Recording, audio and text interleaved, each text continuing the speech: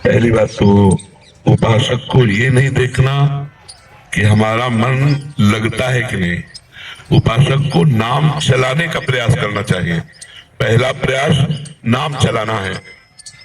दूसरा, हमारा जो मन नाम जप के समय बहुत भूत भविष्य की बातें सोचता है, व्यर्थ की बातें सोचता है, पाप की बातें सोचता है, उनका कोई भी प्रभाव मन पर नहीं पड़ेगा। वो सब डिलीट हो जाएंगे क्योंकि नाम चल रहा है। और बहुत जन्मों के संस्कार हमारे नाम में भरे पड़े हैं।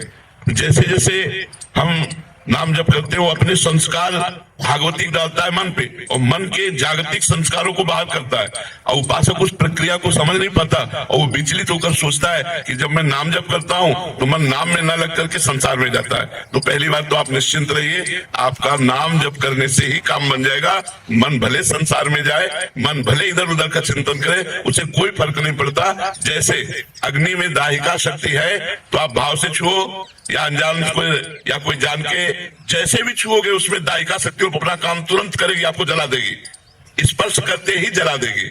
जैसे अमृत में मारण शक्ति का नाश करने वाली शक्ति विराजमान है। आप जो ही अमृत पिएंगे आप मृत्यु से बच जाएंगे। जैसे विष उसमें मारण शक्ति विराजमान है, आप जो ही पिएंगे आप मर जाएंगे क्योंकि उसका प्रभाव है। ऐसे नाम में आनंद शक्ति, तारण शक्ति, पाप क्षय शक्ति, दुखों का विनाश शक्ति, ये सब विराजमान है। आपकी जिह्वा से नाम छुआ कि आपका परम मंगल होगा। इसीलिए गोस्वामी जी ने लिखा है, भाव कुभाव अनख आलसहु नाम जपत मंगल दिश दसहु। भाव से या कुभाव से, अनख से या आलस्य से जैसे भी नाम जप किया जाए वो हमारे सारे पापों का नाश करके चाहे जहां हम देश विदेश कहीं भी दसों दिशाओं में हो हमारा मंगल हो जाएगा। इसलिए हमें प्रधानता रखनी है नाम जप की, ना कि मन लगने की, क्योंकि नाम जप के प्रभाव से ही चंचल मन स्वयं वशीभूत हो जाएगा। हमारे रसिक महापुरुष श्री ध्रुवदास जी से पूछा गया कि मन बड़ा चंचल है, कहीं भगवान में लगता नहीं है, तो इसका क्या उपाय है कि मन को लगा दिया जाए।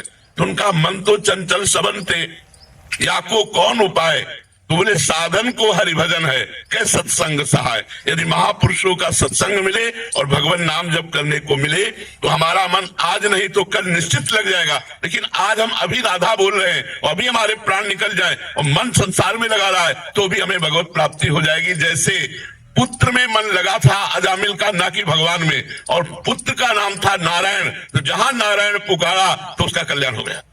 मन उसका पुत्र में लगा था, अपने पुत्र को पुकारा नारायण, लेकिन नारायण नाम भगवान का, तो उसका अंतिम समय काम बन गया। और हम जानबूझ के राधा राधा बोलेंगे तो हमारा मंगल नहीं हो जाएगा। वो तो अपने पुत्र के लिए नारायण बुलाया तो उसका कल्याण हो गया। हम जानबूझ के राधा राधा, कृष्ण कृष्ण, राम राम, शिव शिव, हरि हरि जपेंगे, हमारा परम मंगल हो जाएगा, मन लगे या न लगे। हम कई बार उदाहरण देते हैं, जैसे हमारा मन कहीं और लगा हो, भोजन पा रहे तो पेट भर जाएगा ना। ऐसा तो नहीं है कि मन नहीं लगा तो हमारा पेट भरा नहीं, हमारा तो पेट भर जाएगा ना। ऐसे ही हम नाम जप कर रहे हैं, मन लगे न लगे, संसार से वैराग्य, भगवान से अनुराग और अपने स्वरूप का बोध, तीनों एक साथ होता चला जाएगा। जब अधिक नाम जप करोगे तो अनुभव में आ जाएगा। इसलिए सबसे प्रार्थना है, पहली बात शराब मत पीजिएगा। अगर इतने लोगों में से कोई भी शराब पीता हो तो आज वृंदावन की पावन भूमि में रज में बैठे हो, शपथ खा लो कि शराब नहीं पिएंगे। वो तुम्हारी बुद्धि को भ्रष्ट करता है, तुम्हारा पैसा व्यर्थ जाता है और तुम्हारे शरीर के अंगों का नाश करता है। कितने लोग शराब पीते हैं? इतने में हाथ उठाओ। बहुत कम लोग। धन्यवाद। हम तो पहला धन्यवाद देते हैं जो नहीं पीते हैं और दूसरा धन्यवाद देते हैं जो पीते हैं, वो आज से छोड़ देंगे। पक्का छोड़ दोगे? छोड़ दोगे? हाँ, पहली बात शराब नहीं पीना। दूसरी बात, राजकीय, राष्ट्रीय और व्यापारिक, इन उद्देश्यों में जो देश विदेश जाते आते हैं या जो हमारे देश के संरक्षक हैं उनको मांस भी परोसा जाता है। कोशिश कीजिए, हम ना की कसम नहीं खा रहे, कोशिश कीजिए कि आपका आहार मांस शून्य हो। जैसे हमारे राष्ट्र सैनिक हैं, इनको सुविधा होती है, खा सकते हैं और चाहे तो ना भी खा सकते हैं। तो हम जोर नहीं देते, लेकिन प्रार्थना करते हैं कि बिना मांस के भी शरीर में बल आ जाएगा यदि आप संयम से रहेंगे और पवित्र भोजन पाएंगे। किसी जीव का मांस ना खाइए, क्योंकि ये पाप आपके शरीर को अभी नहीं तो आगे चलकर, और इस जन्म में नहीं तो अगले जन्म में बहुत दुख भोगना पड़ेगा जो दूसरे शरीरों का मांस खाते हैं। अगर राष्ट्रीय सेवा में है तो भगवान जैसे निर्वाह करे वैसे निर्वाह करो। अगर बच सकते हो तो मांस खाने से बचो। अगर शराब पीना और मांस खाना, और तीसरा दोष पराई स्त्री से भी विचार करना, अगर इन तीनों पर आप विजय प्राप्त कर लें और नाम जप करें तो इसी जन्म में आपका मंगल हो जाएगा, इसी जन्म में सारे दुख छूट जाएंगे।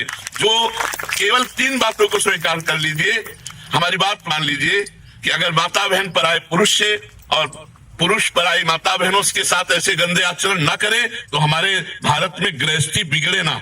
आज हमारे भारत की गृहस्थी बिगड़ रही, गृहस्थ धर्म बिगड़ रहा है, ये हमारे भारतीय धर्म में नहीं है।